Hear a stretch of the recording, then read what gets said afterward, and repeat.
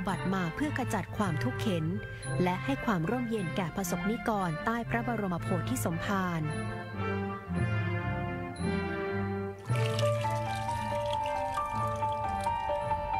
จากความเชื่อดังกล่าวในสมัยกรุงศรีอยุธยามีการนำน้ำจากสถานที่ศักดิ์สิทธิ์ในราชอาณาจักรจาก4 สระของเมืองสุพรรณบุรีคือสระเกตสระแก้วสระคาสระยมนามาเป็นน้ำสงพระมุรธาภิเษกในการพระราชพิธีบรมราชาภิเษกอย่างไรก็ตามคติโบราณของพราหมณ์น้ำจะต้องเป็นน้ำที่มาจากปัญจมหานาทีหรือน้ำจากแม่น้ำสายสำคัญ5 สายในชมพูทวีปได้แก่แม่น้ำคงคาแม่น้ำยมนาแม่น้ำมหิแม่น้ำอจิรวดีและแม่น้ำสรภูที่เชื่อกันว่าเป็นน้ำจากเขาไกลลาดซึ่งถือว่าเป็นที่สถิตของพระอิศวรสมัยกรุงรัตนโกสินทร์รัชกาลที่1จนถึงรัชกาลที่4นอกจากใช้น้ำจากแหล่งเดียวกับสมัยกรุงศรีอยุธยาแล้วยังนำน้ำจากแม่น้ำสายสำคัญ5 สายในประเทศที่เรียกว่าเบญจสุทธคงคาคือแม่น้ำเพชรบุรีแม่น้ำราชบุรีแม่น้ำเจ้าพระยาแม่น้ำป่าสักและแม่น้ำบางปะกงมารวมด้วยและถือเป็นแบบอย่างให้กับรัชกาลต่อมาแต่อาจเปลี่ยนไปตามยุคสมัยอาทิรัชสมัยของพระบาทสมเด็จพระจุลจอมเกล้าเจ้าอยู่หัวที่ทรงประกอบพระราชพิธีบรมราชาภิเษก2 ครั้งครั้งแรกใช้น้ำเช่นเดียวกับรัชกาลก่อนๆต่อมาทรงทำพระราชพิธีบรมราชาภิเษกเป็นครั้งที่2จึงเพิ่มน้ำปัญจมหานาทีด้วย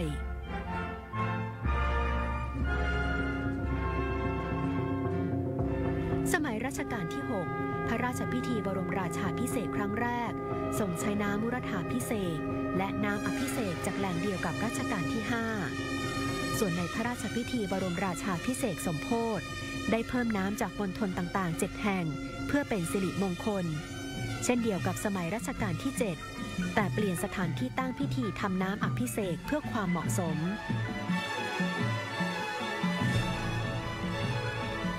ในรัชสมัยของพระบาทสมเด็จพระปรมินทรมหาภูมิพลอดุลยเดชบรมนาถบพิตร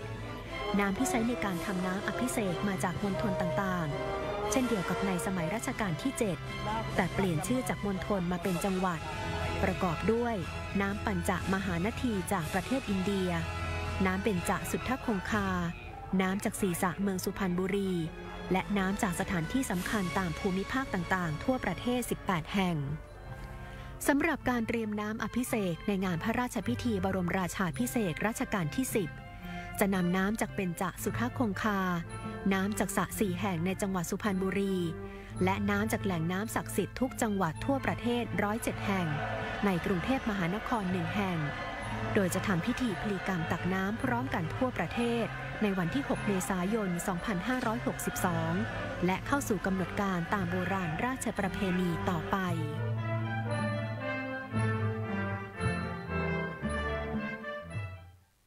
ท่านผู้ชมคะสำหรับการประกอบพิธีพลีกรรมนะคะตักน้ำจากแหล่งน้ำศักดิ์สิทธิ์ทั่วประเทศทั้ง76 จังหวัดนะคะรวม107 แห่งในวันนี้ยกเว้นกรุงเทพมหานครซึ่งจะประกอบพิธีกรรมตักน้ำศักดิ์สิทธิ์ที่หอศาสตราคมในพระบรมมหาราชวังในวันที่12 เมษายนก็จะรวมเป็น108 แห่งพอดีนะคะและในวันนี้ค่ะยังมีพิธีพลีกรรมตักน้ำจากเบญจสุทธคงคาก็คือแม่น้ำสำคัญทั้ง5 สายของประเทศไทยนั่นก็คือแม่น้ำบางปะกงตักที่บึงพระอาจารย์จังหวัดนครนายกแม่น้ำป่าสักตักที่บริเวณบ้านท่าราบจังหวัดสระบุรีแม่น้ำเจ้าพระยาตักที่บริเวณปากคลองบางแก้วจังหวัดอ่างทองแม่น้ำราชบุรีตักที่บริเวณ3 แยกคลองหน้าวัดดาวดึงจังหวัดสมุทรสงครามและแม่น้ำเพชรบุรีตักที่ท่าน้ำวัดท่าชัยสิริจังหวัดเพชรบุรีค่ะซึ่งการถ่ายทอดในวันนี้นะคะทางโทรทัศน์รวมการเฉพาะกิจแห่งประเทศไทยก็จะนำภาพพิธีสำคัญจากทุกภูมิภาคของประเทศไทยมาให้ผู้ชมได้ชมกันค่ะโดยเราจะเริ่มไปที่แหล่งน้ำศักดิ์สิทธิ์ทั้ง4 แห่งที่จังหวัดสุพรรณบุรีกันก่อนนะคะซึ่งจะเป็นน้ำอภิเษกทั้งน้ำสงฆ์มุรธาภิเษกและน้ำอภิเษกด้วยค่ะไปชมที่สุพรรณบุรีกันก่อนเลยค่ะ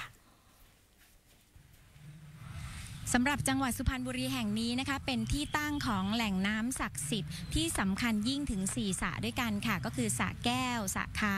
สระยมนาและสระเกตซึ่งน้ำจากแหล่งน้ำศักดิ์สิทธิ์นี้นะคะได้ใช้ในการพระราชพิธีบรมราชาภิเษกของพระมหากษัตริย์ตั้งแต่สมัยกรุงศรีอยุธยาเป็นราชธานีค่ะและในการพระราชพิธีบรมราชาภิเษกครั้งนี้นะคะนอกจากใช้เป็นน้ำสงพระมุรธาภิเษกแล้วยังใช้เป็นน้ำอภิเษกอีกด้วยค่ะและสระสี่สระนี้อยู่ในบริเวณเดียวกันบนพื้นที่ของตำบลสระแก้วอำเภอเมืองจังหวัดสุพรรณบุรีซึ่งมีประวัติความเป็นมาเรื่องเล่าและตำนานดังนี้ค่ะ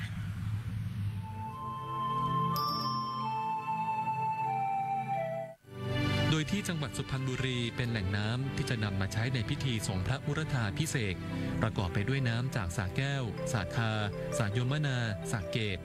ตั้งอยู่ในตำบลสระแก้วอำเภอเมืองจังหวัดสุพรรณบุรีซึ่งเป็นแหล่งน้ำจากแม่น้ำท่าว้าเมื่อวันที่ 21 ตุลาคม 2451 พระบาทสมเด็จพระจุลจอมเกล้าเจ้าอยู่หัวได้เสด็จพระราชดำเนินมาทอดพระเนตรสระน้ำศักดิ์สิทธิ์แห่งนี้และทรงพระราชหัตถเลขาไว้ในพระราชนิพนธ์เรื่องเสด็จประพาสลำน้ำมะขามเท่าความตอนหนึ่งว่าที่นี่น่าจะเป็นเทวสถานหรือวัดพราหมณ์ที่ศักดิ์สิทธิ์มาแต่สุพรรณเก่าจึงได้ใช้น้ำนี้เป็นน้ำอภิเษกสืบมาแต่โบราณก่อนพระพุทธศาสนามาประดิษฐานในประเทศแถบนี้เช่นพระเจ้าปทุมสุริวงศ์จากเมืองพระนครจะราชาภิเษกต้องให้มาตักน้ำศีรษะนี้ไปพระเจ้าสินทบอมรินทร์ราชาภิเษกกรุงละโวประมาณ 1,400 ปีก็ว่าใช้น้ำศีรษะนี้ราชาภิเษกพระเจ้าอารุณมหาราชกรุงสุโขทัยก็ลงมาตีเมืองเหล่านี้ให้อยู่ในอำนาจแล้วจึงตักน้ำเป็นราชาภิเษกบ่อน้ำเหล่านี้สันนิษฐานว่าเป็นบารายหรือสระเก็บน้ำของเขมรมาแต่เดิมเพราะในสุพรรณบุรีก็เป็นดินแดนหนึ่งที่ได้รับอิทธิพลเขมรดังเช่นตำนานเกี่ยวกับสระศักดิ์สิทธิ์ทั้ง4มีอยู่ว่าเจ้าผู้ครองนครพระองค์หนึ่งมีพระราชธิดาพระนามว่าแก้วคายมนาและเกตได้มีรับสั่งให้พระราชธิดาและราชบุตรเขยขุดสระโดยเกตพระราชธิดาองค์สุดท้องขุดสระได้กว้างและลึกที่สุดจึงได้รับพระราชทานพระขันศักดิ์สิทธิ์และได้ปกครองเมือง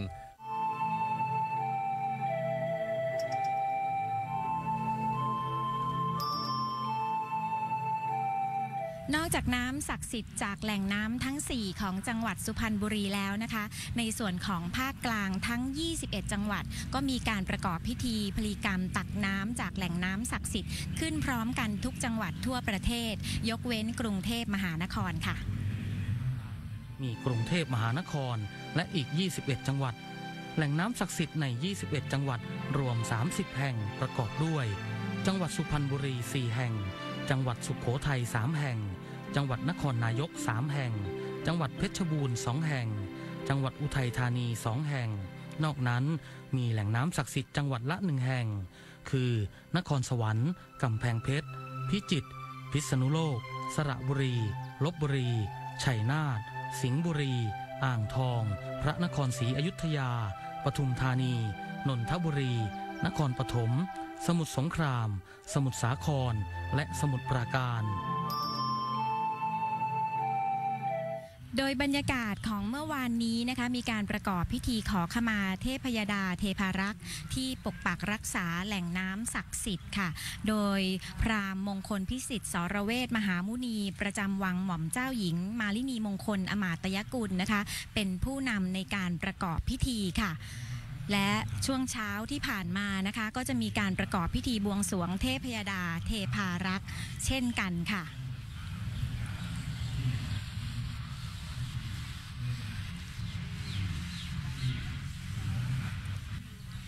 ส่วนเวลาเลิกประมาณ 11:52 นาทีนะคะท่านประธานในพิธีตักน้ำสงพระมฤทธาภิเษกนะคะก็คือท่านปลัดกระทรวงมหาดไทยนายฉัตรชัยพรหมเลิศนะคะและประธานในพิธีตักน้ำอภิเษกก็คือท่านผู้ว่าราชการจังหวัดสุพรรณบุรีนายนิมิตรวันชัยธนวงศ์จากนั้นเวลาบ่ายโมงนะคะก็จะมีการอัญเชิญขันน้ำศักดิ์สิทธิ์ไปยังพระวิหารหลวงพ่อโตวัดป่าเลไลวรวิหารเพื่อรอทำพิธีทำน้ำอภิเษกในวันที่ 8 เมษายน 2562 ต่อไปค่ะ ค่ะนั่นก็เป็นบรรยากาศนะคะของการเตรียมการที่จะตักน้ำศักดิ์สิทธิ์ในอีกไม่กี่นาทีข้างหน้านี้แล้วนะคะจากจุดสำคัญที่สุพรรณบุรีและก็หลายๆจังหวัดในภาคกลางค่ะตอนนี้อย่างที่เรียนท่านผู้ชมได้ทราบนะคะว่าวันนี้นะคะทั่วทุกจังหวัดของประเทศไทยยกเว้นกรุงเทพมหานครนั้นมีพิธีพลีกรรมทั่วประเทศค่ะเราไปพาไปชมบรรยากาศนะคะของจังหวัดเชียงใหม่ทางภาคเหนือกันบ้างว่าที่ภาคเหนือนั้นมีแหล่งสำคัญที่มีแหล่งน้ำศักดิ์สิทธิ์ที่ไหนบ้างเชิญชมกันก่อนเลยค่ะ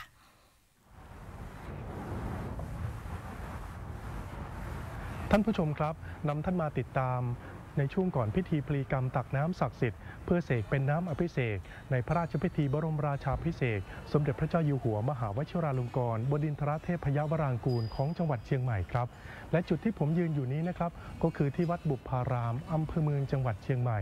ซึ่งมีบ่อน้ำทิพย์ที่ไม่เคยแห้งมีความใสสะอาดอายุกว่า500ปีเป็นหนึ่งในบ่อน้ำศักดิ์สิทธิ์ที่จะใช้ในพระราชพิธีบรมราชาภิเษกในครั้งนี้ครับ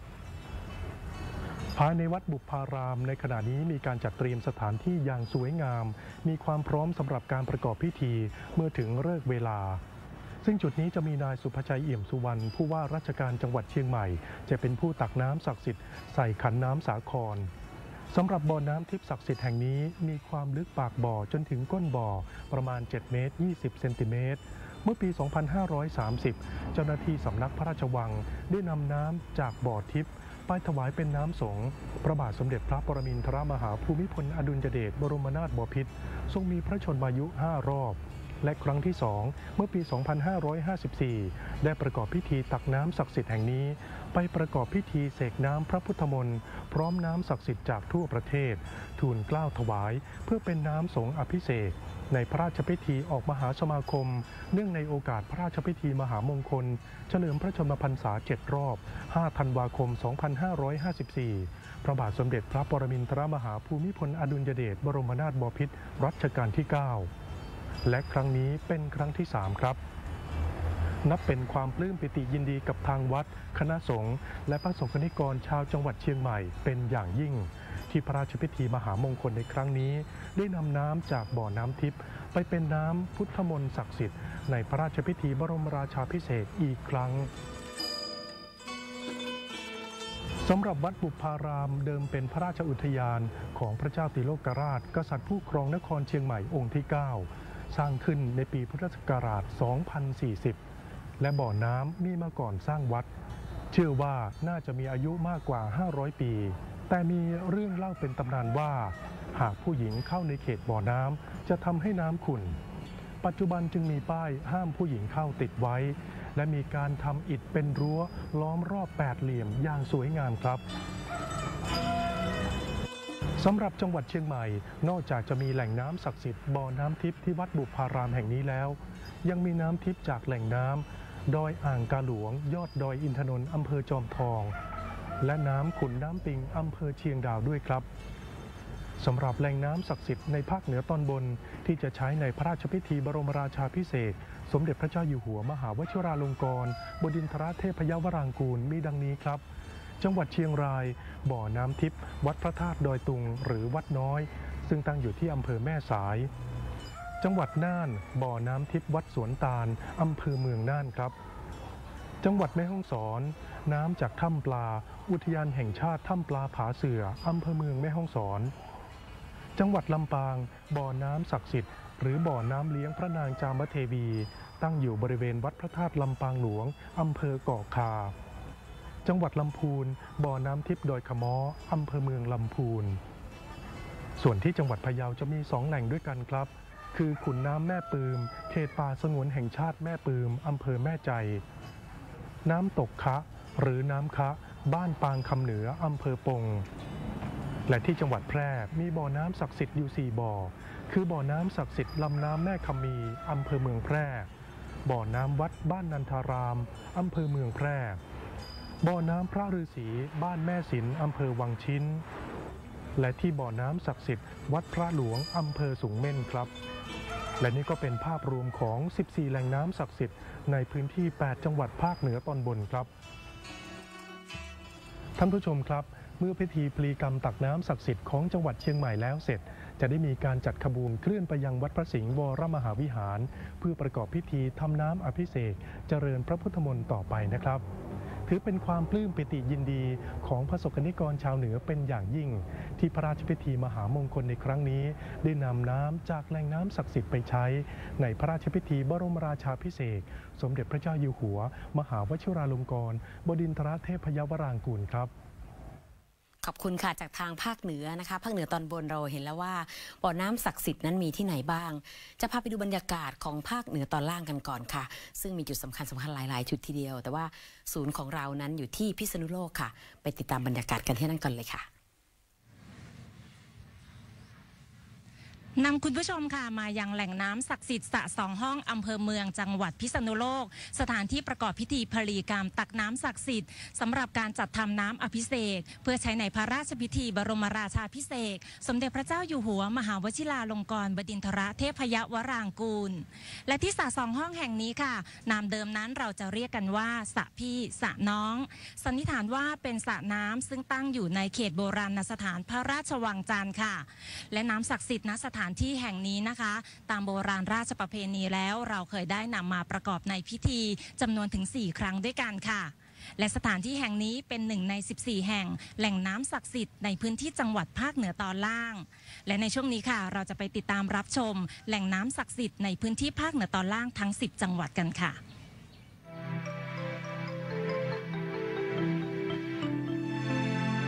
จังหวัดภาคเหนือตอนล่างได้จัดพิธีพลีกรรมตักน้ำศักดิ์สิทธิ์เนื่องในพิธีทำน้ำอภิเษกพระราชพิธีบรมราชาภิเษกซึ่งประกอบพิธีในจังหวัดต่างๆดังนี้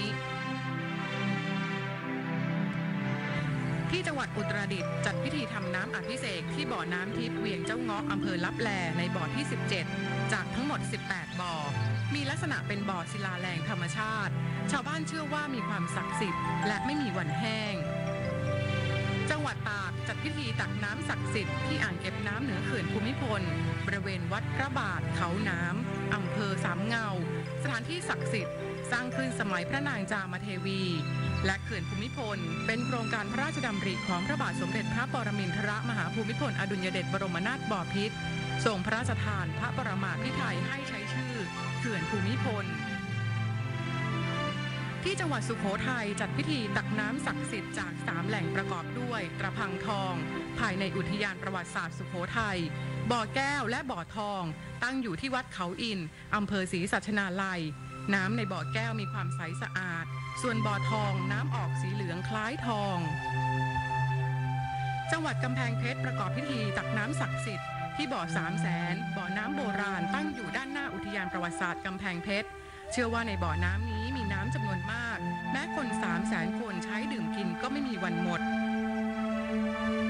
จังหวัดพิจิตรจัดพิธีตักน้ำศักดิ์สิทธิ์กลางแม่น้ำน่านหน้าพระอุโบสถวัดท่าหลวงพระอารามหลวงที่มีหลวงพ่อเพชรประดิษฐานพระคู่บ้านคู่เมืองของชาวพิจิตรและเป็นแม่น้ำสายสำคัญที่หล่อเลี้ยงชาวพิจิตรมาช้านานสระแก้วสระขวัญ2แหล่งน้ำศักดิ์สิทธิ์ของจังหวัดเพชรบูรณ์เป็นแหล่งน้ำที่ใช้อุปโภคบริโภคและน้ำเพื่อการเกษตรของชาวเมืองสีเทพในอดีตในสมัยพระบาทสมเด็จพระปรมินทรมหาภูมิพลอดุลยเดชบรมนาถบพิตรใช้ประกอบพิธีสำคัญถึง4ครั้งจังหวัดนครสวรรค์ประกอบพิธีตักน้ำศักดิ์สิทธิ์จากบริเวณสะดือบึงบรเพชรซึ่งเป็นจุดที่มีความลึกที่สุดสะอาดที่สุดและไม่เคยแห้งจังหวัดอุทัยธานีจัดพิธีตักน้ำศักดิ์สิทธิ์จาก2แหล่งคือสระน้ำมนต์ศักดิ์สิทธิ์วัดมณีสถิตกปิฏฐารามและกลางแม่น้ำสแกกรังหน้าวัดขุมทรัพย์จุดบรรจบของแม่น้ำเจ้าพระยาและแม่น้ำสแกกรังจังหวัดลพบุรีกำหนดพิธีพลีกรรมตักน้ำศักดิ์สิทธิ์จากบ่อน้ำหน้าพระอุโบสถวัดกวิศรารามราชวรวิหารพระอารามหลวงซึ่งเป็นแหล่งน้ำศักดิ์สิทธิ์ที่ประชาชนเคารพเลื่อมใสและนำไปใช้ในพิธีสำคัญต่างๆและที่จังหวัดพิษณุโลกใช้สระ2ห้องเป็นสถานที่ประกอบพิธีพลีกรรมตักน้ำศักดิ์สิทธิ์ซึ่งเป็นสระน้ำที่สันนิษฐานว่าอยู่ภายในเขตโบราณสถานพระราชวังจันทร์ที่ประทับของพระมหากษัตริย์ไทยและเป็นสระน้ำที่มีประวัติศาสตร์สำคัญสำหรับองค์พระมหากษัตริย์หลายพระองค์มาตั้งแต่สมัยสุโขทัยจนถึงสมัยอยุธยาตอนต้นซึ่งปรากฏหลักฐานในจารึกโดยแหล่งน้ำศักดิ์สิทธิ์จากจังหวัดต่างๆในภาคเหนือตอนล่างทั้งหมดนี้ เคยนำน้ำมาประกอบพระราชพิธีสำคัญตามโบราณราชประเพณีมาแล้วหลายครั้ง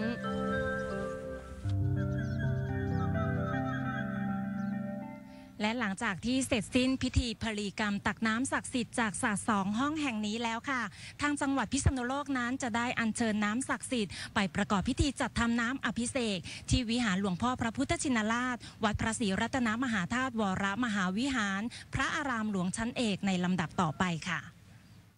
ขอบคุณจากทางพิษณุโลกนะคะเราได้เห็นบรรยากาศแล้วก็ได้ทราบความเป็นมาของบ่อน้ำศักดิ์สิทธิ์ในภาคเหนือทั้งหมดเรียบร้อยแล้ว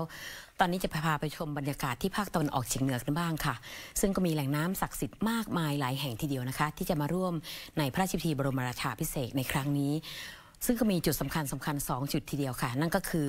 ที่จังหวัดขอนแก่นและอุบลราชธานีค่ะไปติดตามชมบรรยากาศของการเตรียมความพร้อมและความเป็นมาของบ่อน้ำศักดิ์สิทธิ์ที่นั่นกันเลยค่ะพิธีพลีกรรมตักน้ำจากแหล่งน้ำศักดิ์สิทธิ์ของจังหวัดขอนแก่นมีขึ้นที่วัดกู่ประภาชัยอำเภอน้ำพองนะครับซึ่งสันนิษฐานว่ามีการสร้างขึ้นในสมัยพระเจ้าชัยวรมันที่ 7หรือประมาณพุทธศตวรรษที่ 18ในอดีตที่ผ่านมาเคยนำน้ำจากแหล่งน้ำแห่งนี้ไปใช้ในพระราชพิธีต่างๆหลายครั้งนะครับและสำหรับในภาคตะวันออกเฉียงเหนือตอนบนก็มีแหล่งน้ำศักดิ์สิทธิ์อีกหลายแห่งในแต่ละจังหวัดในช่วงนี้ขอนำท่านผู้ชมไปชมแหล่งน้ำศักดิ์สิทธิ์ในแต่ละแห่งกันเลยครับจังหวัดนครราชสีมามีแหล่งน้ำศักดิ์สิทธิ์อยู่ที่แหล่งต้นน้ำลำตะคองในเขตอุทยานแห่งชาติเขาใหญ่อำเภอปากช่องเป็นต้นน้ำที่จะไหลลงมาหล่อเลี้ยงชาวเมืองนครราชสีมาและเป็นต้นกำเนิดแม่น้ำมูลจังหวัดชัยภูมิมีแหล่งน้ำศักดิ์สิทธิ์2แห่งแห่งแรกที่บ่อน้ำศักดิ์สิทธิ์วัดไพรีพินาศตำบลในเมืองอำเภอเมืองชัยภูมิแหล่งน้ำที่2อยู่ที่ชีผุดต้นกำเนิดแม่น้ำชีในเขตรักษาพันธุ์สัตว์ป่าภูเขียวบ้านโหล่นตำบลนางแดดอำเภอหนองบัวแดงเป็นต้นกำเนิดแม่น้ำใสที่ยาวที่สุดของประเทศไทยจังหวัดอุดรธานีมีแหล่งน้ำศักดิ์สิทธิ์ที่คำชะโนดอำเภอบ้านดุงชาวบ้านเชื่อว่าแหล่งน้ำศักดิ์สิทธิ์คำชะโนดเกิดจากพลังอำนาจแห่งบุญบารมีขององค์ปู่ศรีสุโธที่พระอินทร์ประทานพรให้เป็นทางขึ้นลงเมืองบาดาลและมนุษย์โลกจังหวัดกาฬสินธุ์มีแหล่งน้ำศักดิ์สิทธิ์อยู่ที่กุดน้ำกินอำเภอเมืองเป็นแหล่งน้ำโบราณที่แตกแขนงออกมาจากลำน้ำเปล่าเป็นแหล่งน้ำอุปโภคบริโภคมายาวนานกว่า200ปีจังหวัดมหาสารคามมีแหล่งน้ำศักดิ์สิทธิ์อยู่ที่หนองดูนอำเภอนาดูนตามประวัติเคยตักน้ำจากหนองดูนแห่งนี้ส่งไปร่วมในพระราชพิธีรัชมหามังคลาบรมราชาภิเษกพระบาทสมเด็จพระปกเกล้าเจ้าอยู่หัวรัชกาลที่7จังหวัดหนองบัวลำพูมีบ่อน้ำศักดิ์สิทธิ์อยู่ที่วัดศรีคูนเมืองหรือวัดในเขตกำแพงเมืองเก่าสันนิษฐานว่าสร้างในราวพุทธศักราช 2107 สมัยพระเจ้าชัยเชษฐาธิราชถือว่าเป็นบ่อน้ำคู่บ้านคู่เมืองหนองบัวลำพูจังหวัดเลยมีแหล่งน้ำศักดิ์สิทธิ์เป็นน้ำหยดจากหินงอกหินย้อยอยู่ในวัดถ้ำผาปู่ตำบลนาอ้ออำเภอเมืองเลยเชื่อว่าเป็นดินแดนศักดิ์สิทธิ์ที่ในอดีตมีพระอริยสงฆ์มาปฏิบัติธรรมอยู่เนืองๆเช่นหลวงปู่มั่นภูริทัตโตหลวงปู่ขาวอนาลโยหลวงปู่ชอบฐานสโมจังหวัดหนองคายมีแหล่งน้ำศักดิ์สิทธิ์อยู่ที่สระน้ำมุจลินหรืออยู่ภายในวัดพระธาตุบางพวนตำบลพระธาตุบางพวนอำเภอเมืองเมื่อครั้งสถาปนาวัดพระธาตุบางพวนได้อัญเชิญพระบรมสารีริกธาตุบรรจุไว้ในองค์พระธาตุจังหวัดบึงกาฬมีบ่อน้ำศักดิ์สิทธิ์2แห่งแห่งแรกคือบริเวณน้ำตกถ้ำพระในเขตรักษาพันธุ์สัตว์ป่าภูวัวบ้านถ้ำพระตำบลโศกกามอำเภอเซกาสมัยก่อนบริเวณน้ำตกเป็นวัดป่ามีพระพุทธรูปประดิษฐานอยู่บริเวณชะง่อนผาแหล่งน้ำศักดิ์สิทธิ์อีกแห่งหนึ่งคือบึงโขงหลงอำเภอบึงโขงหลงพื้นที่ชุ่มน้ำโลกและมีความเชื่อว่าเป็นที่ที่พญานาคมาปรากฏตัวให้เห็น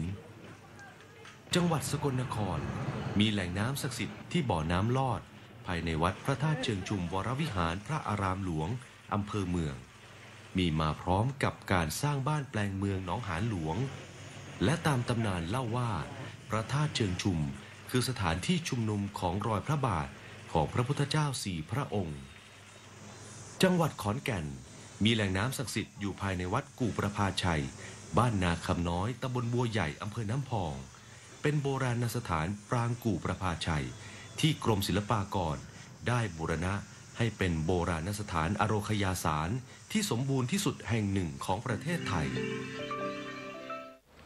นี่คือแหล่งน้ำศักดิ์สิทธิ์ทั้งหมดนะครับในภาคตะวันออกเฉียงเหนือตอนบนรวมถึงที่วัดกู่ประภาชัยอำเภอน้ำพองจังหวัดขอนแก่นแห่งนี้ด้วยครับ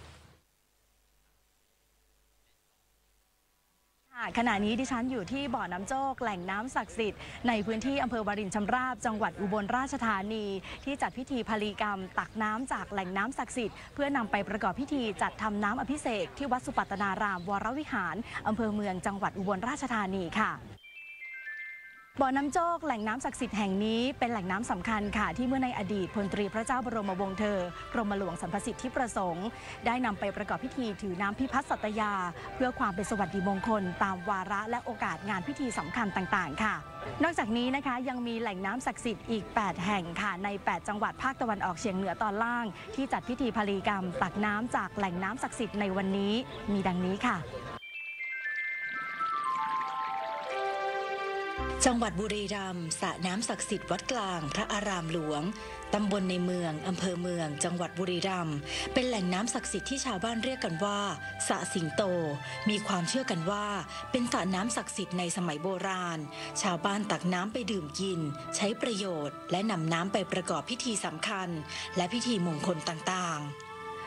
จังหวัดสุรินทร์สระโบราณอยู่ภายในโรงพยาบาลสุรินทร์ชาวสุรินทร์ถือว่าสระน้ำแห่งนี้เป็นสระน้ำศักดิ์สิทธิ์ใช้ในพระราชพิธีบรมราชาภิเษกพระบาทสมเด็จพระมงกุฎเกล้าเจ้าอยู่หัวรัชกาลที่6สระโบราณซึ่งเป็น1ใน6แหล่งน้ำศักดิ์สิทธิ์เป็นน้ำอันมีชื่อเป็นสิริมงคลว่าน้ำมูรธาภิเษกนำไปถวายในพระราชพิธีบรมราชาภิเษกจังหวัดศรีสะเกษบ่อน้ำศักดิ์สิทธิ์ปราสาทสระกำแพงน้อยอยู่ภายในบริเวณวัดเทพปราสาทอำเภออุทุมพรพิสัยจังหวัดศรีสะเกษน้ำจากที่นี่ได้นำไปใช้ในโอกาสพระราชพิธีมหามงคลเฉลิมพระชนมพรรษา7รอบ5ธันวาคม2554อีกทั้งยังเคยใช้ในการประกอบพิธีถือน้ำพิพัฒน์สัตยาอีกด้วยจังหวัดอำนาจเจริญสระน้ำติยัคลาบ่อน้ำใสสะอาดอยู่กลางเกาะจิตรกูฏตำบลโนนหนามแท่งอำเภอเมืองจังหวัดอำนาจเจริญมีน้ำจากอ่างเก็บน้ำพุทธอุทยานล้อมรอบประดุจดังพระพุทธองค์ได้ส่งเพ่งปลุกเสกให้น้ำในสระติยัคลาเป็นน้ำมนต์ศักดิ์สิทธิ์จังหวัดนครพนมบ่อน้ำพระอินทร์เป็นบ่อน้ำโบราณของวัดที่มีมาช้านานตั้งแต่สมัยสร้างพระธาตุพนมบ่อน้ำพระอินทร์ตั้งอยู่ห่างจากองค์พระธาตุพนม60เมตรมีขนาดกว้าง 1.5 เมตรลึก10เมตรเป็นบ่อน้ำจืดใสสะอาดและมีน้ำอยู่ในบ่อตลอดทั้งปีนำไปในพิธีเสกน้ำพระพุทธมนต์เนื่องในโอกาสมหามงคลเฉลิมพระชนมพรรษา7รอบ5ธันวาคม2554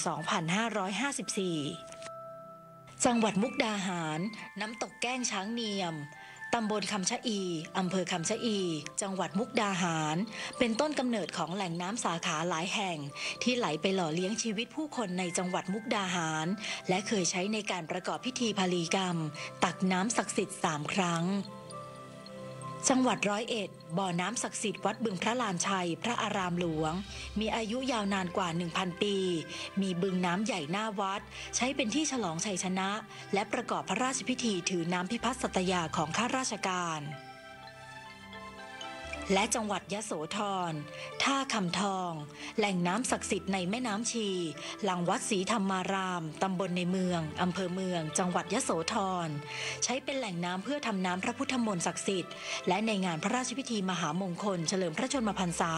สมเด็จพระปรมินทรมหาภูมิพลอดุลยเดชบรมนาถบพิตรทั้งหมด3ครั้ง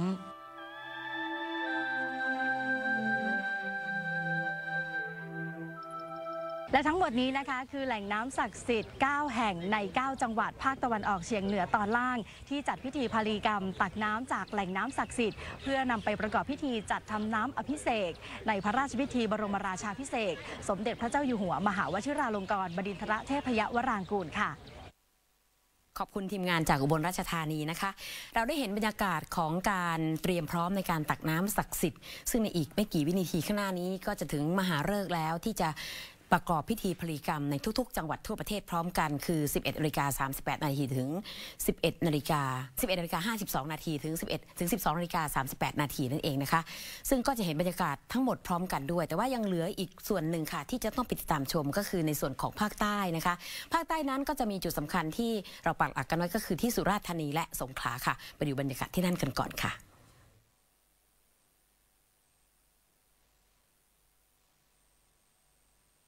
จังหวัดสุราษฎร์ธานีเป็น1 ใน 7 จังหวัดภาคใต้ตอนบนที่มีการประกอบพิธีพลีกรรมตักน้ำจากแหล่งน้ำศักดิ์สิทธิ์ที่วัดพระบรมธาตุชัยยาราชวรวิหารอำเภอชัยยาจังหวัดสุราษฎร์ธานี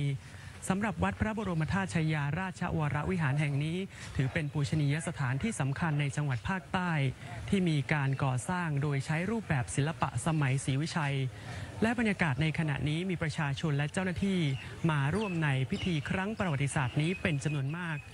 นอกจากจังหวัดสุราษฎร์ธานีแล้วในพื้นที่จังหวัดภาคใต้ตอนบนยังมีแหล่งน้ำศักดิ์สิทธิ์อีกหลายแหล่งเชิญรับชมครับที่จังหวัดชุมพรอยู่ที่บ่อน้ำทิพย์ถ้ำเขาภูอำเภอปะทิวได้มีการนำน้ำไปทำพิธีสำคัญแล้วถึง4 ครั้งในพิธีสมโภชกรุงรัตนโกสินทร์ครบ200 ปี 2525 ใช้ประกอบพิธีในหลวงรัชกาลที่ 9 ทรงมีพระชนมายุครบ6 รอบ72 พรรษา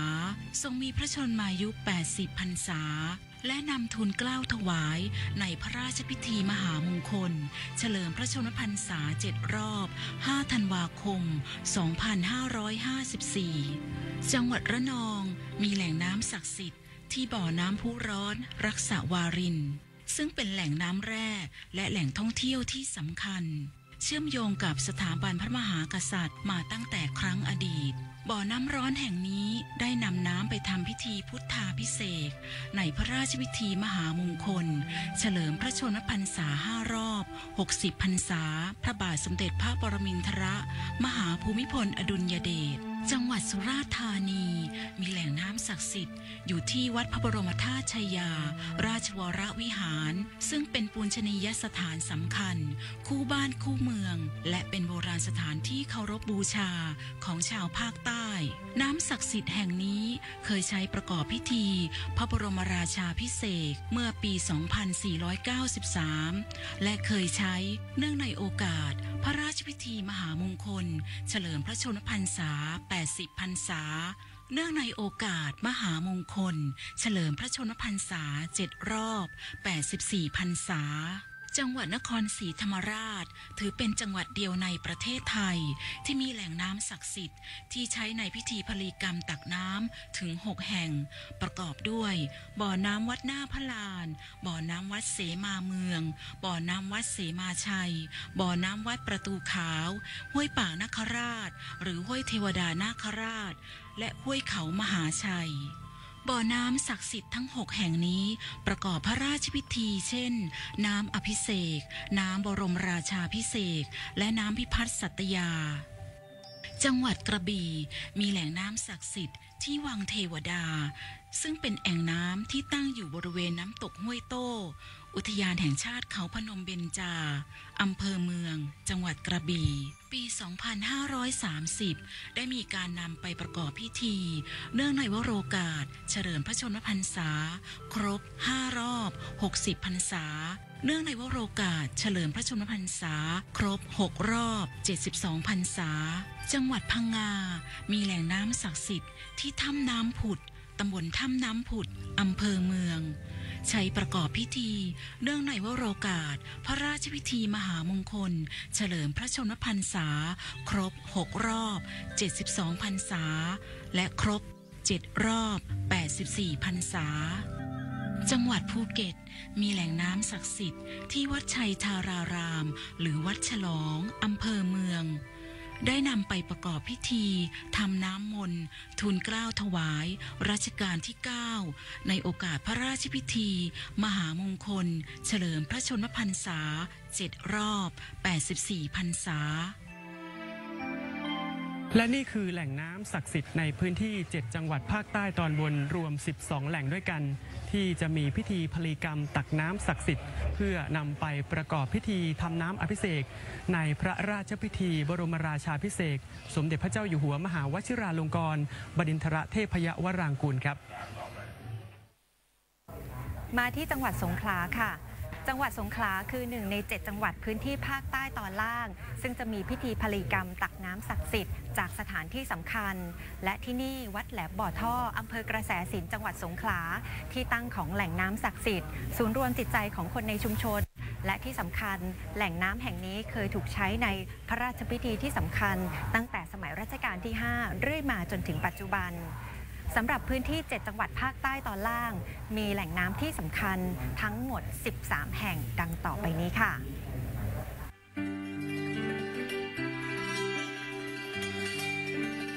จังหวัดตรังมีแหล่งน้ำทั้งหมด1แห่งคือบริเวณร่องน้ำลึกของแม่น้ำตรังบริเวณหน้าท่าน้ำวัดประสิทธิชัยหรือวัดท่าจีนแต่เดิมเคยใช้ทำน้ำพระพุทธมนต์ศักดิ์สิทธิ์เพื่อทูลเกล้าทูลกระหม่อมถวายเป็นน้ำสงฆ์พระบาทสมเด็จพระปรมินทรมหาภูมิพลอดุลยเดชในโอกาสสำคัญ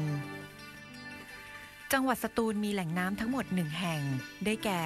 บ่อน้ำพุร้อนทุ่งนุ้ยอำเภอควนกาหลงซึ่งตั้งอยู่ริมเชิงเขาเป็นสายน้ำใสบริสุทธิ์จากธรรมชาติจังหวัดพัทลุงมีแหล่งน้ำทั้งหมด3แห่งได้แก่สระน้ำศักดิ์สิทธิ์วัดดอนศาลาอำเภอควนขนุนเป็นสระน้ำโบราณที่มีอายุมากกว่า135ปีบ่อน้ำศักดิ์สิทธิ์พระบรมธาตุเขียนบางแก้วอำเภอเขาชัยสนน้ำแหล่งนี้เคยนำมาประกอบพิธีถือน้ำพิพัฒน์สัตยามาแต่ครั้งอดีตถ้ำน้ำบนหุบเขาชัยบุรีตั้งอยู่ในเขตวรรณอุทยานเมืองเก่าชัยบุรีอำเภอเมืองพัทลุง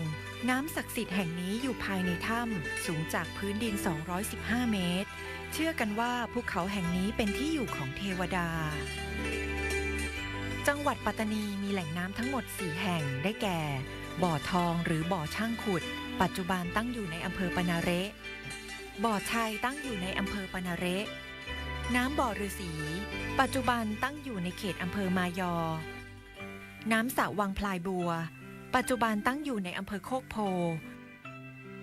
จังหวัดยะลามีแหล่งน้ำทั้งหมด1แห่งคือ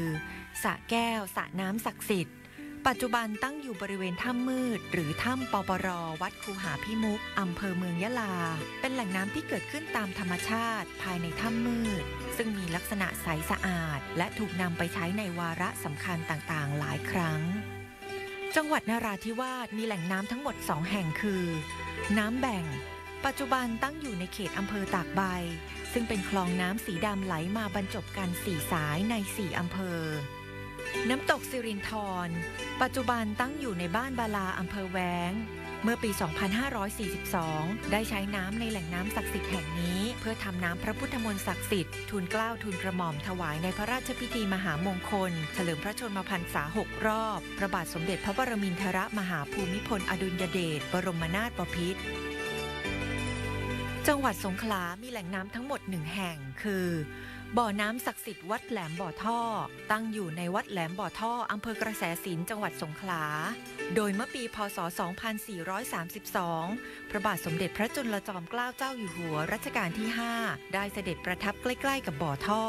ในขณะที่พระองค์มีพระอาการประชวรทรงได้ส่งสนานพระวรกายด้วยน้ำในบ่อท่อและทรงหายเป็นปลิดทิ้งตั้งแต่นั้นเป็นต้นมาชาวบ้านก็ถือว่าบ่อท่อแห่งนี้เป็นบ่อน้ำที่มีความศักดิ์สิทธิ์และเป็นสิริมงคลจึงใช้ประกอบพิธีมงคลต่างๆเรื่อยมาส่วนสถานที่ประกอบพิธีเสกน้ำของจังหวัดสงขลาคือพระอุโบสถวัดชัยมงคลพระอารามหลวงอำเภอเมืองสงขลา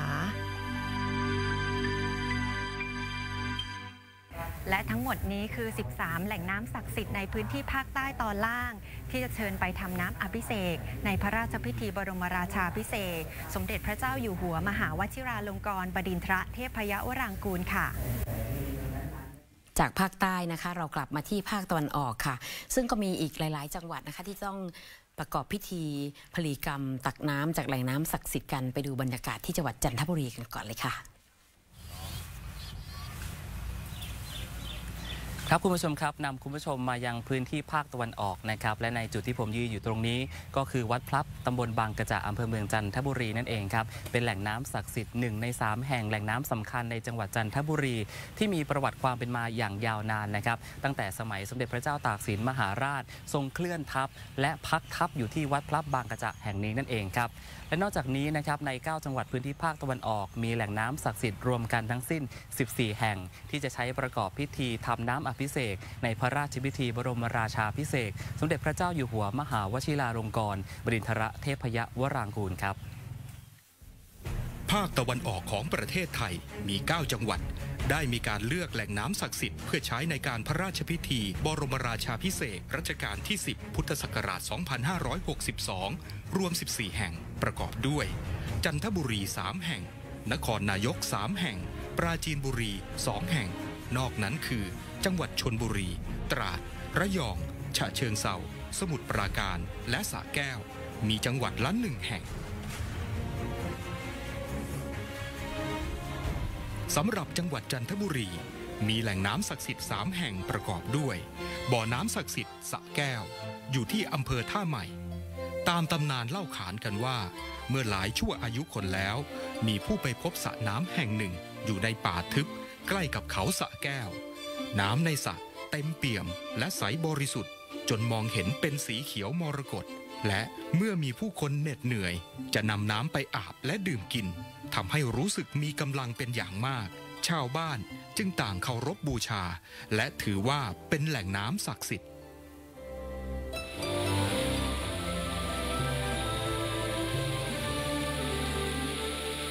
แหล่งน้ำทานนารายจากน้ำตกคลองนารายซึ่งอยู่บริเวณเชิงเขาสะบาบตำบลคลองนารายอำเภอเมืองจันทบุรีเป็นแหล่งน้ำธรรมชาติใสสะอาดที่ไหลออกจากถ้ำพระนารายณ์โดยเป็นแหล่งน้ำศักดิ์สิทธิ์1 ใน 18แห่งของประเทศไทยที่ใช้ในพระราชพิธีบรมราชาภิเษกรัชกาลที่9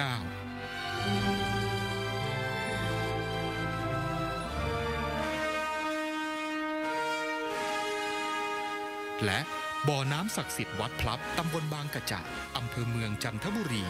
ซึ่งผู้คนในชุมชนบางกระจะและใกล้เคียงหากต้องการน้ำเพื่อทำน้ำพระพุทธมนต์ใช้รักษาโรคภัยไข้เจ็บและประกอบพิธีกรรมต่างๆก็จะนำน้ำจากบ่อนี้ใช้ในการนั้นๆด้วยมีความเลื่อมใสตามประวัติศาสตร์ว่าเมื่อปีพุทธศักราช 2310 สมเด็จพระเจ้าตากสินมหาราชเมื่อครั้งทรงเป็นพระยาวชิรปราการทรงนำทัพมาตั้งอยู่ที่วัดพลับแห่งนี้และทรงนำน้ำในบ่อ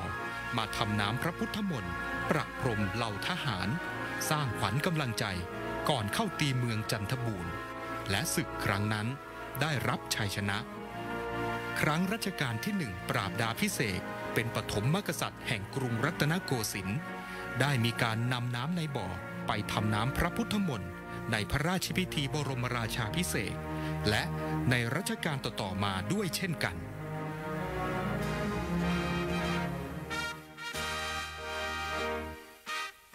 ในวันนี้6 เมษายน 2562 เมื่อพิธีกรรมตักน้ำจากแหล่งน้ำทานนารายบ่อน้ำศักดิ์สิทธิ์สระแก้วและบ่อน้ำศักดิ์สิทธิ์วัดพลับแล้วจะนำไปประกอบพิธีทำน้ำอภิเษกณอุโบสถวัดพลับตำบลบางกระจะอำเภอเมืองจันทบุรี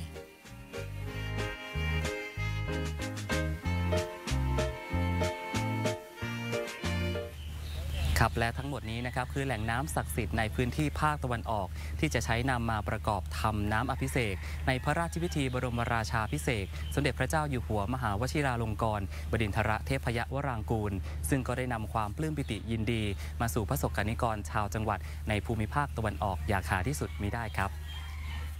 เราเห็นบรรยากาศของพิธีการที่เตรียมความพร้อมที่จะเริ่มตักน้ำจากแหล่งน้ำศักดิ์สิทธิ์ทั่วประเทศแล้วนะคะคือเริ่มตั้งแต่เวลามหาฤกษ์ 11:52 น.ไปจนถึงเวลา 12:38 น.ค่ะเราจะไปดูบรรยากาศของการตักน้ำที่บ่อน้ำศักดิ์สิทธิ์ที่ภาคตะวันออกกันก่อนนะคะตะวันออกเฉียงเหนือค่ะที่จังหวัดขอนแก่นค่ะไปชมกันก่อนเลยค่ะ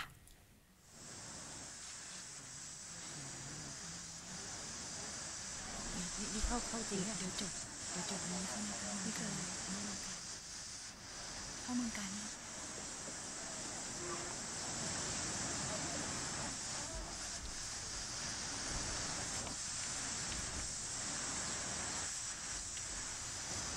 ค่ะท่านผู้ชมคะภาพบรรยากาศในขณะนี้นะคะ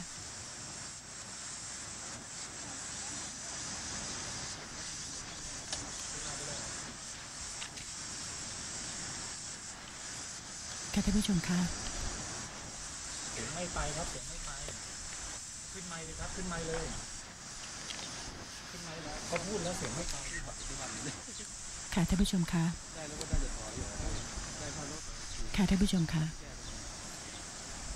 หลังจากที่ได้รับชมการรายงานภาพบรรยากาศและรายละเอียดโดยสรุปนะคะจากแหล่งน้ำศักดิ์สิทธิ์ในแต่ละภูมิภาคกันแล้วลำดับนี้นั้นถึงเวลาที่เป็นฤกษ์ในพิธีพิกรรมตักน้ำจากแหล่งน้ำศักดิ์สิทธิ์เพื่อจัดทำน้ำสงฆ์รถาภิเษกและน้ำอภิเษกซึ่งกำหนดฤกษ์ในเวลา 11:52 นาทีถึงเวลา 12:38 นาทีภายในเวลา 46 นาทีนี้นะคะจะต้องดำเนินการตักน้ำให้เสร็จสิ้นเป็นที่เรียบร้อยค่ะในการตักน้ำจากแหล่งน้ำศักดิ์สิทธิ์นั้นคุณผู้ชมจะได้พบเห็นภาชนะสำคัญ2อย่างแรกนั่นก็คือที่ตักน้ำทองเหลืองนะคะและอย่างที่2คือขันน้ำสาครทองเหลืองที่จะใช้รองรับน้ำที่ถูกตักขึ้นมาจากแหล่งน้ำศักดิ์สิทธิ์ทั่วราชอาณาจักรซึ่งภาพที่เราเห็นเมื่อสักครู่นี้ที่ผ่านไปคือที่จังหวัดขอนแก่นค่ะและต่อเนื่องกันที่จังหวัดสุพรรณบุรีสำหรับที่จังหวัดสุพรรณบุรีนะคะก็ถือเป็นแหล่งน้ำศักดิ์สิทธิ์ที่สำคัญยิ่งนะคะเพราะว่าเป็นสระน้ำ4 สระศักดิ์สิทธิ์ค่ะนั่นก็คือสระที่มีอยู่ในจังหวัดสุพรรณบุรีสระเกศสระคาสระแก้วและสระยมนานะคะซึ่งสระน้ำสำคัญในจังหวัดสุพรรณบุรีนั้นนะคะจะนำไปทำน้ำสงฆ์รถาภิเษกและน้ำอภิเษกด้วยโดยมีท่านปลัดกระทรวงมหาดไทยนั้นเป็นประธานในพิธีพิธีกรรมตักน้ำและจังหวัดสุพรรณบุรีด้วยค่ะสำหรับน้ำ2น้ำซึ่งเป็นแหล่งน้ำศักดิ์สิทธิ์ที่จังหวัดสุพรรณบุรีนี้ก็ถือว่าเป็นน้ำสงฆ์มุรดาภิเษกที่มาจากแหล่งน้ำ4 สระโบราณในจังหวัดสุพรรณบุรีมาที่ทางภาคเหนือตอนล่างนะคะที่จังหวัดพิษณุโลกค่ะ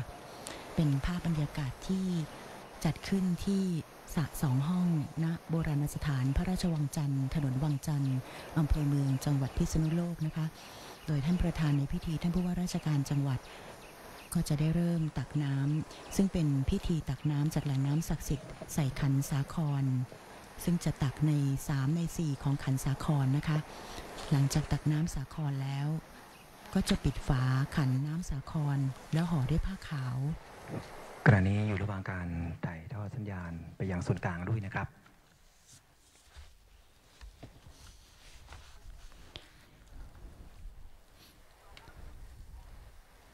ซึ่งพิธีแต่ละที่นั้นปิดฝาขันน้ำสาคร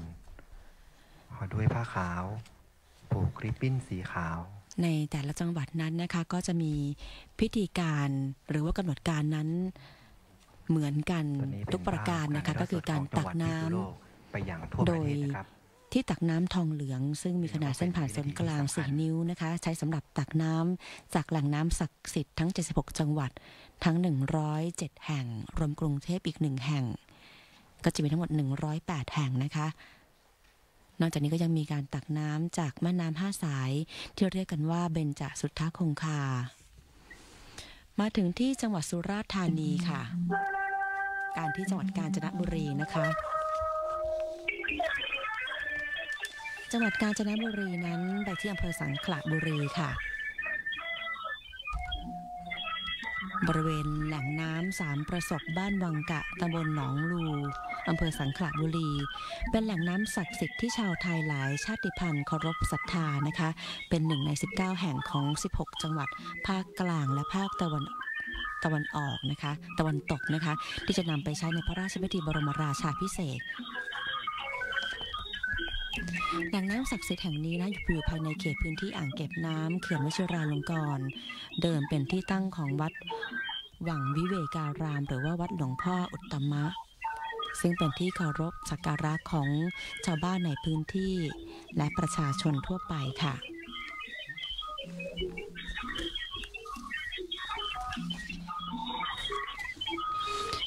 โดยแหล่งน้ำจาก 3 ประสบนี้นะคะเป็นจุดกำเนิดของแม่น้ำแควน้อยด้วยซึ่งเป็นแม่น้ำสายสำคัญของจังหวัดกาญจนบุรี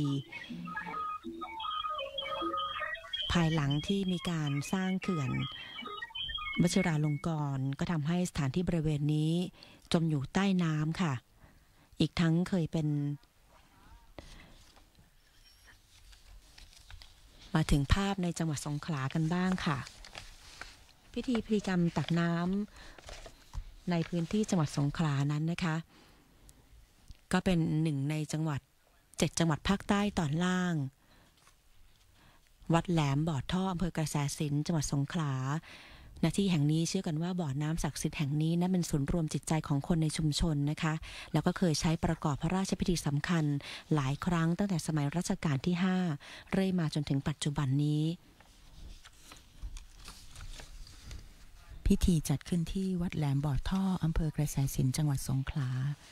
มาที่ทางภาคเหนือค่ะที่จังหวัดเชียงใหม่ซึ่งเป็นพื้นที่ที่จัดขึ้นที่บริเวณบ่อน้ำทิพย์นะคะบ่อน้ำทิพย์เป็นน้ำศักดิ์สิทธิ์ที่มีอยู่ความลึกปากบ่อถึงก้นบ่อถึง7 เมตร 20 เซนติเมตรค่ะซึ่งพิธีนี้ท่านผู้ว่าราชการจังหวัดนะคะเชียงใหม่ก็ได้เดินทางมาเป็นประธานในพิธีซึ่งโดยแล้วพิธีส่วนใหญ่แล้วนะคะก็จะเป็นการตักน้ำใส่ขันสาครแล้วก็จะทำพิธีปิดฝานะคะพร้อมทั้งห่อด้วยผ้าขาวและเคลื่อนไปนำไปเก็บไว้เพื่อรอทำพิธีที่พระวิหารวัดพระสิงห์มหาวรวิหารค่ะมาที่จังหวัดอุบลราชธานีกันต่อค่ะจังหวัดอุบลราชธานีนั้นเป็นหนึ่งใน9จังหวัดภาคอีสานตอนล่างนะคะที่มีพิธีพลีกรรมตักน้ำที่บ่อน้ำโจกนะคะอำเภอบารินชำราบเป็นแหล่งน้ำสำคัญที่พลตรีพระเจ้าบรมวงศ์เธอกรมหลวงสัพพสิทธิประสงค์ได้นำไปใช้เพื่อประกอบพิธีถือน้ำพิพัฒน์สัตยาเพื่อความเป็นสวัสดิมงคลตามวาระโอกาสงานพิธีสำคัญต่างๆด้วย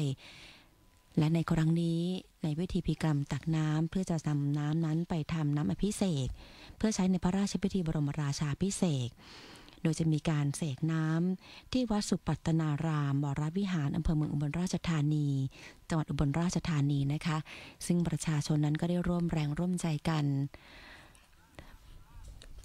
ค่ะมาทางภาคใต้ค่ะที่จังหวัดสุราษฎร์ธานีพิธีพลีกรรมตักน้ำจากแหล่งน้ำศักดิ์สิทธิ์ก็จัดขึ้นเป็นหนึ่งในจังหวัดภาคใต้ตอนบนนะคะพิธีนี้จัดขึ้นที่พระบรมธาตุชัยยาราชวรวิหารอำเภอชัยยาจังหวัดสุราษฎร์ธานีค่ะซึ่งผู้ว่าราชการจังหวัดนายวิชวุฒิจินโตผู้ว่าราชการจังหวัดสุราษฎร์ธานีนะคะเป็นประธานในพิธีและท่านก็ได้ทำพิธีบริเวณโต๊ะบวงสรวงจุดธูปเทียนบูชาเพื่อประกอบพิธีพลีกรรมตักน้ำจากแหล่งน้ำศักดิ์สิทธิ์พราหมณ์ก็จะอ่านองค์การบวงสรวงเพื่อบูชาเทวดาเทพารักษ์หลังจากนั้นผู้ดูแลรักษาสถานที่น้ำศักดิ์สิทธิ์โดยประธานในพิธีจะอ่านคาถาพลีกรรมตักน้ำและประธานในพิธีก็จะตักน้ำจากแหล่งน้ำศักดิ์สิทธิ์ใส่ขันสาครซึ่งการตักนั้นก็จะตักประมาณ3 ใน 4ของขันน้ำสาครนะคะ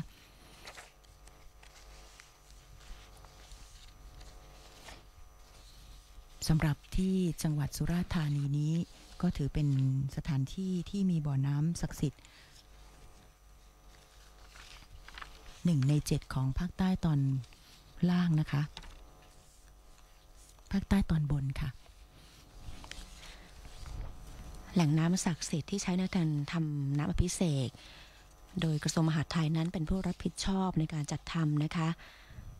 มีทั้งหมด108แหล่งน้ำในวันนี้เป็นการตักน้ำทั้งสิ้น107แหล่งน้ำค่ะอีก1แหล่งก็คือที่กรุงเทพมหานครจะมีพิธีพลีกรรมตักน้ำในวันที่12 เมษายนนี้กลับมาในพื้นที่จังหวัดสุพรรณบุรีนะคะสระน้ำสำคัญ4 สระค่ะซึ่งเมื่อสักครู่นี้ท่านปลัดกระทรวงมหาดไทยได้ทำพิธีพลีกรรมตักน้ำไปที่เรียบร้อยแล้วนะคะแล้วก็บรรจุน้ำลงในขันสาครมีทั้งหมด4 สระนั้นก็จะต้องดำเนินตักไปเรื่อยๆนะคะบ่อแรกผ่านไปก็จะเป็นบ่อที่2ค่ะบ่อแรกก็คือสระแก้วนะคะสระเกตนะคะสระคาและสระยมนาสระนี้ก็คือสระคานะคะซึ่งเป็นสระที่2สำหรับสระ 4 สระนี้เป็นสระน้ำศักดิ์สิทธิ์ทั้ง4ของเมืองสุพรรณบุรีเป็นแหล่งน้ำตามโบราณราชประเพณี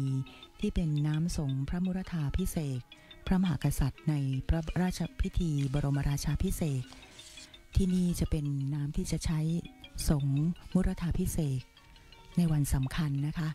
โดยขณะนี้ท่านปลัดกระทรวงมหาดไทยค่ะนายชัดชัยพรหมเลิศนะคะปลัดกระทรวงมหาดไทยและผู้บริหารของกระทรวงมหาดไทยก็มาทำพิธีที่นี่นะคะโดยจะเริ่มโดยการทำพิธีตักน้ำจากแหล่งน้ำศักดิ์สิทธิ์ใส่ขันสาคร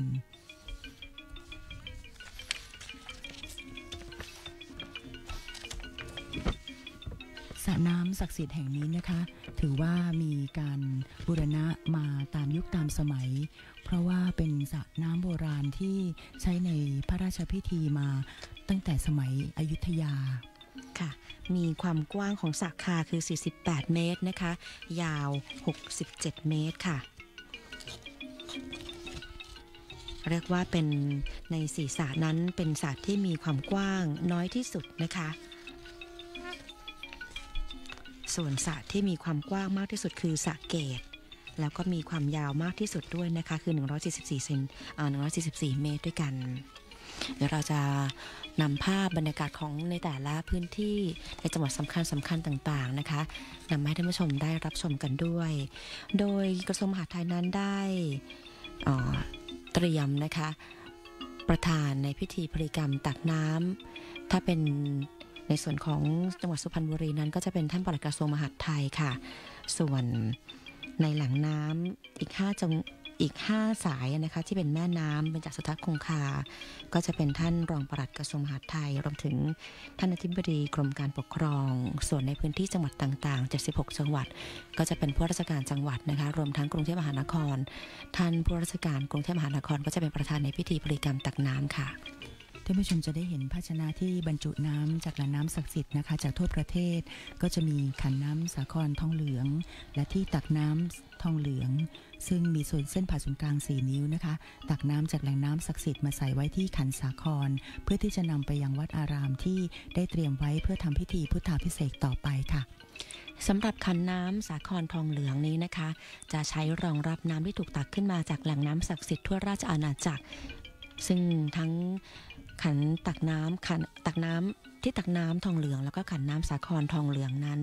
ทั้ง2 อย่างนี้จะใช้ในวันที่6 เมษายนทั้งวันนี้ทั้งสิ้นนะคะโดยเป็นผลงานการออกแบบของสำนักช่าง10 หมู่กรมศิลปากรและเมื่อเสร็จสิ้นพิธีพลีกรรมตักน้ำในวันนี้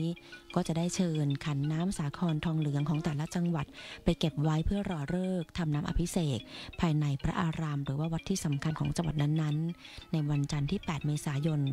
โดยมีเวลาฤกษ์ก็คือ 17:10 น.ถึง 22:00 น.ค่ะในวันนั้นก็จะมีการประกาศชุมนุมเทวดาในการทำน้ำอภิเษกจุดเทียนชัยและเจริญพระพุทธมนต์ส่วนในวันรุ่งขึ้นซึ่งตรงกับวันอังคารที่ 9 เมษายนจะเป็นการดับเทียนชัยและเวียนเทียนสมโภชน้ำอภิเษก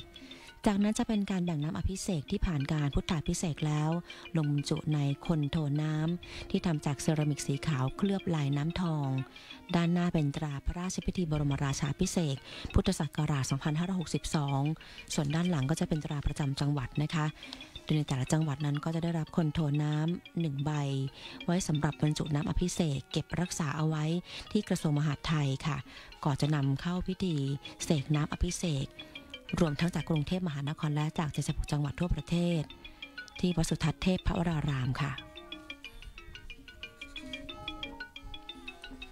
สระน้ำศักดิ์สิทธิ์ที่ตั้งอยู่ที่ตำบลสระแก้วอำเภอเมืองริมถนนสายดอนเจดีสุพรรณบุรีซึ่งห่างจากตัวเมือง14 กิโลเมตรนะคะน้ำใน4 สระทั้ง4นับถือว่าเป็นน้ำศักดิ์สิทธิ์ที่มีมาแต่โบราณแล้วก็จะเป็นน้ำที่ใช้ในพิธีน้ำพระพิพัฒน์สัตยาและพระราชพิธีส่งน้ำมุรธาภิเษกโดยพระราชพิธีครั้งนี้จะใช้น้ำส่งน้ำมุรธาภิเษกนะคะมุรธาภิเษกก็หมายถึงน้ำที่ใช้รถพระเศียรพระเจ้าแผ่นดินที่จะส่งจากสถานที่ต่างๆอันศักดิ์สิทธิ์ที่สุดในราชอาณาจักรมาทำพิธีซึ่งเป็นการส่งน้ำด้วยน้ำนี้ก็จะถือว่าเป็นการแปลเข้าสู่เป็นพระมหากษัตริย์เป็นขั้นแรกก่อนจะทำพิธีอื่นๆต่อไปค่ะ เจ้าหน้าที่กำลังปิดฝาขันน้ำสาครและห่อด้วยผ้าขาวนะคะ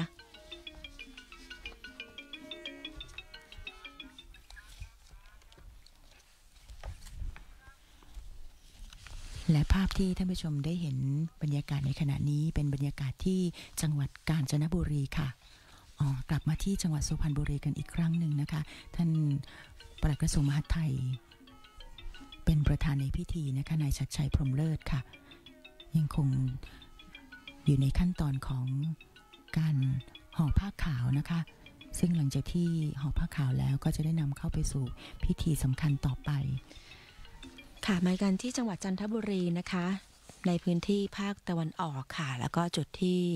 อยู่นี่ก็คือวัดพลับตำบลบางตำบลกลางกระจะอำเภอเมืองจันทบุรีซึ่งที่นี่ก็เป็นบ่อน้ำศักดิ์สิทธิ์ที่มีประวัติความเป็นมายาวนานมาตั้งแต่สมัยสมเด็จพระเจ้าตากสินมหาราช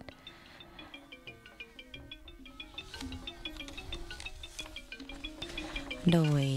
ที่บ่อน้ำแห่งนี้นะคะบ่อน้ำศักดิ์สิทธิ์นั้นก็จะใช้ในการทำน้ำอภิเษกในพระราชพิธีบรมราชาภิเษกพุทธศักราช 2562 ค่ะณที่นี้นะคะแหล่งน้ำศักดิ์สิทธิ์วัดพลับตำบลบางกระจะอำเภอเมืองจังหวัดจันทบุรี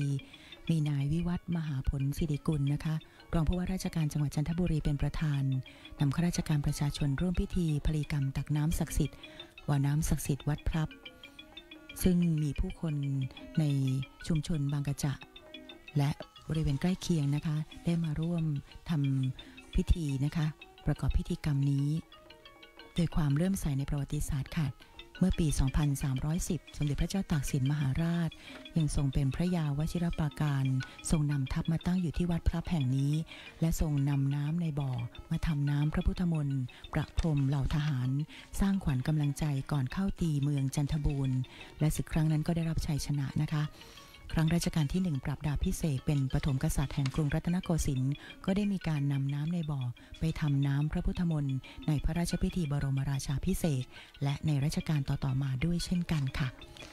นอกจากที่บ่อน้ำพลับลาวัดพลับนะคะก็มีแหล่งน้ำทานนารายรวมถึงแหล่งน้ำศักดิ์สิทธิ์ที่บ่อสิทธิ์สักแก้วด้วยนะคะ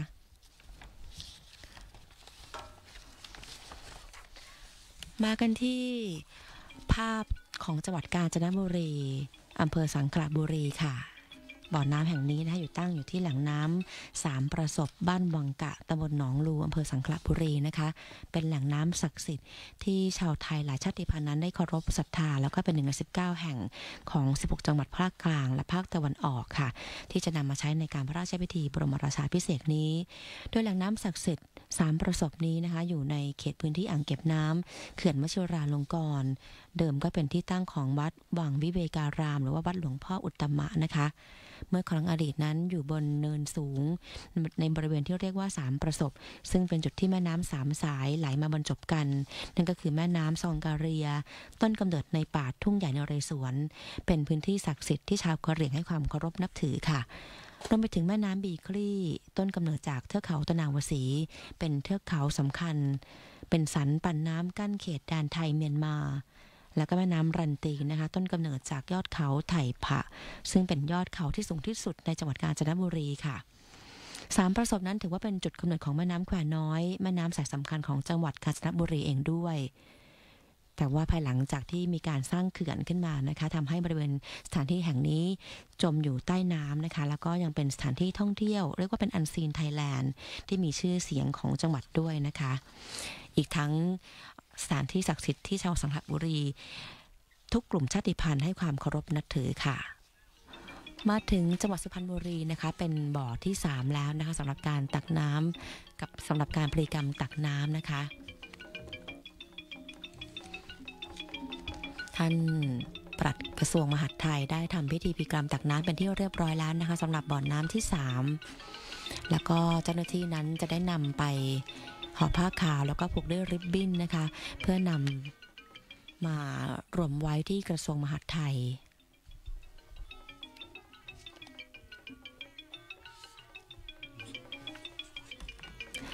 เราจะได้เห็นภาพนะคะจากมุมสูง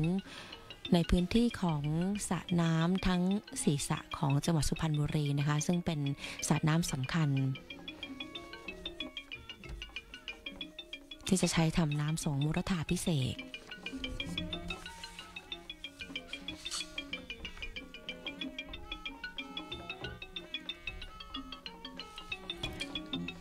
ที่สระแก้วสระคาสระโยมนาและสระเกตนี้นะคะจะเป็นการประกอบพิธีพลีกรรมตักน้ำจากแหล่งน้ำศักดิ์สิทธิ์นี้ถวายเป็นน้ำอภิเษกและน้ำสงฆ์มุรธาภิเษกในพระราชพิธีบรมราชาภิเษกโดยในวันนี้ก็มีฤกษ์ในเวลา 11:52 นาทีไปจนถึงเวลา 12:38 นาทีหลังจากวันนี้จะนำน้ำที่ได้ตักในวันนี้นะคะเป็นวันที่ 8 เมษายนก็จะมีพิธีทำน้ำอภิเษกเจริญพระพุทธมนต์และวันที่ 9 เมษายน 2562 ก็จะมีพิธีเวียนเทียนสมโภชน้ำอภิเษกณวิหารหลวงพ่อโตวัดป่าเลไลวรวิหารโดยมีท่านผู้ว่าราชการจังหวัดสุพรรณบุรีนายนิมิตรวันชัยธนวงศ์เป็นประธานทั้งนี้นะคะเทศบาลตำบลท่าเสด็จได้มีการปรับปรุงรอบๆสระน้ำนี้ให้มีความเรียบร้อยสวยงามพร้อมที่จะนำน้ำจากสระ4 สระประกอบพิธีสำคัญและประชาชนจากทั่วประเทศก็ให้ความสนใจมาเยี่ยมชมสระศักดิ์สิทธิ์กันอย่างต่อเนื่องสำหรับข้าราชการชั้นผู้ใหญ่ที่ประจำชุดประธานตักน้ำศักดิ์สิทธิ์ทั้ง4แห่งของจังหวัดสุพรรณบุรีนะคะซึ่งประกอบไปด้วยทั้งสระแก้วสระคาสระโยมนาและสระเกตนั้นประธานพิธีพลีกรรมตักน้ำสงฆ์มุรธาภิเษกที่นี่ก็คือนายชัดชัยพรหมเลิศนะคะปลัดกระทรวงมหาดไทยส่วนประธานพิธีพลีกรรมตักน้ำอภิเษกของที่จังหวัดสุพรรณบุรีก็คือนายนิมิตรวันชัยธนวงศ์ท่านผู้ว่า